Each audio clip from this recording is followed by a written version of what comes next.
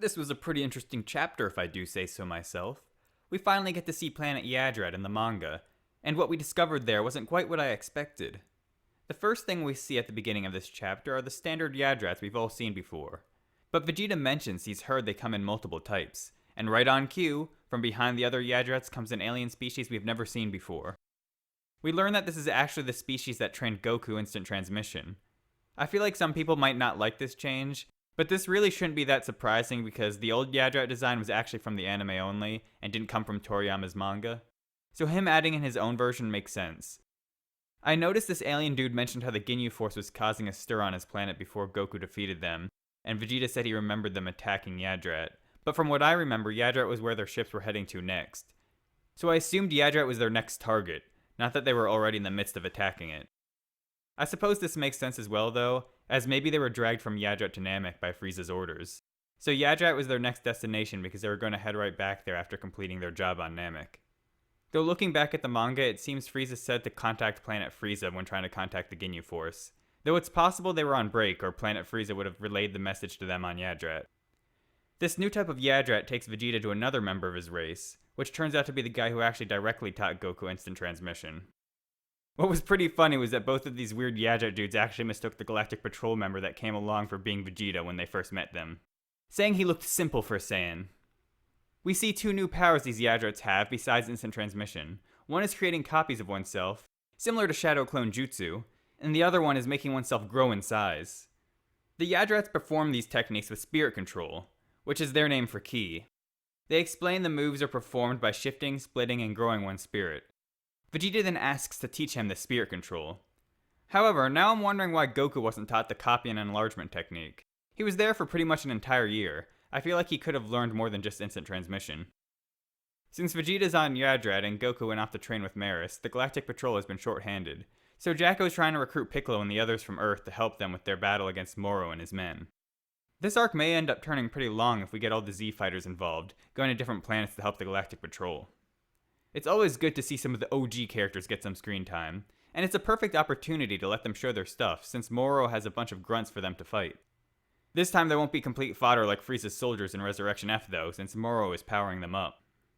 The bandits working for Moro arrived on Earth, only to be quickly intercepted and defeated by Piccolo. It makes sense how Piccolo was able to sense them arriving, but this makes me think about how nobody came to intercept Tagoma and Sorbet when they arrived on Earth to resurrect Frieza, and how Tagoma should be much stronger than these guys since he was on par with Zarbon back then. So I feel like Piccolo should have probably intervened back then as well, but I guess that would have stopped the plot of the movie from happening. We can't have that. Bulma and the others get a message from Jocko explaining the situation, but before they can warn Piccolo that those guys are working for Moro, he lets them go. He's able to quickly rectify his mistake by shooting their ship down, but it was already too late and they got their message sent out. Letting them go was a pretty stupid decision from Piccolo, especially since they fired at him without warning when they arrived. He was basically letting people go that he knew would fire on innocent people without warning. If they ever kill people in the future, I blame Piccolo for not putting them out of their misery. And now, because of Piccolo, Moro is sending out some of his men to check out the situation, and if the planet suits his tastes, he will go over there himself. I'm expecting the Z-Fighters to come into contact with the scouting party next chapter, and it'll be interesting to see how they fare against them considering how they were able to fight pretty well against Goku and Vegeta after being powered up by Moro. On another world, Goku is training with Merus, and he reveals to us a few surprising things that leads me to believe there's a lot of things we don't know about him, and that there may be much more to him than meets the eye. He already knew about Ultra Instinct, a technique even the gods have trouble mastering, which is very suspicious. After losing his doubts about Goku, he decides to show him to a special training room which turns out to be a room of spirit and time. Him having access to a place like this is also pretty suspicious, since the only one we've seen before was in the hands of the god of Earth.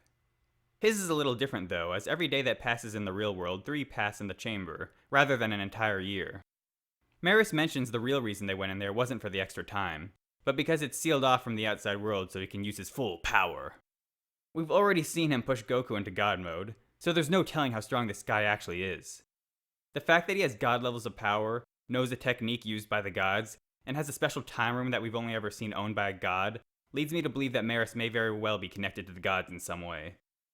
Looking at his skin and hair color, body shape, power, connections to the gods, and knowledge of Ultra Instinct, I'm wondering if he's actually part of the angel race.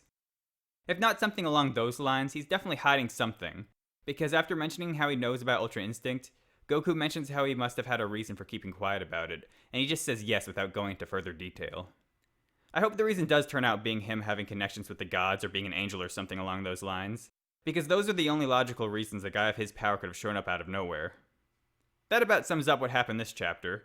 The next chapter will most likely be mostly about the fight between Moro's scouting party and the Z-Fighters, and possibly a bit of Goku and Vegeta's training, but it might skip the training scene, so the results of their training will be a complete surprise when they finally show up. I'm still waiting on Frieza and his army to make an appearance. You would think it shouldn't take too long for his forces and Moro's to come into contact. It would be crazy if Moro arrives on Earth before Goku and Vegeta are done with their training and it ends up actually being Frieza who saves the Earth from him. I don't think that's how it's going to go down, but that would be something that people who were reading the Frieza arc way back when would never have guessed in a million years would happen.